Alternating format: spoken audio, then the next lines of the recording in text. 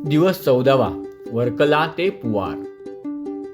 शेवटचे 150 किलोमीटर 2 भागात विभागून त्यातला एक भाग आज पूर्ण करून उरलेला सोमवारी करायचा असं ठरलं.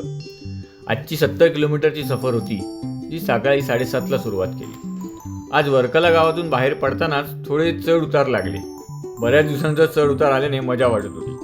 पुढे मात्र पुन्हा नवीन आतले रस्ते शोधत शोधत थांबत किनाऱ्या शेजारून गावातून असे निघालो. आजूबाजूचे स्थानिक आम्हाला उरलेल्या प्रवासासाठी शुभेच्छा देत होते. फळं घ्यायला वाटेत थांबलो तर तिथे आम्हाला तिथल्या कामगाराने फळं भेट म्हणून दिली.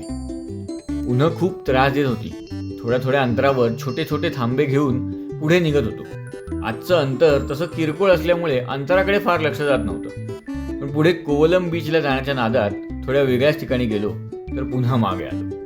चढ असल्यामुळे आणि वर पिवळा गोळा आग उगत असल्यामुळे आजूबाजूचे निळे हिरवे रंग दिसेनासे झाले होते. अखेरीस दुपारी 2 वाजता कोवलम बीच सापडला आणि तिथल्या एका हॉटेलमध्ये जेवायला बसलो. वर छप्पर आल्याने थंडगार वाऱ्याची मजा घेता यायला लागली. सकाळपासून 60च किलोमीटर झाले होते, पण उन्हामुळे अगदी 100 किलोमीटर झाल्याचा भाव होता.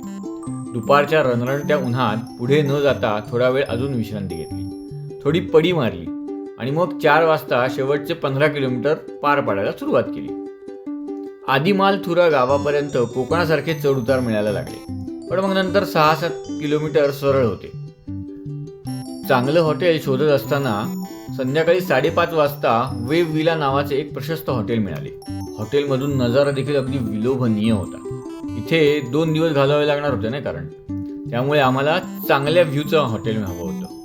उद्या रविवारचा तामिळनाडू लॉकडाऊन असल्यामुळे इथेच थांबून सोमवारी शेवटची राईड करायचं असं ठरलं, जेणेकरून लॉकडाऊनचा सामना करायला लागू नये. वेळापत्रकात 1 दिवस जादा ठेवल्याचा असा फायदा झाला.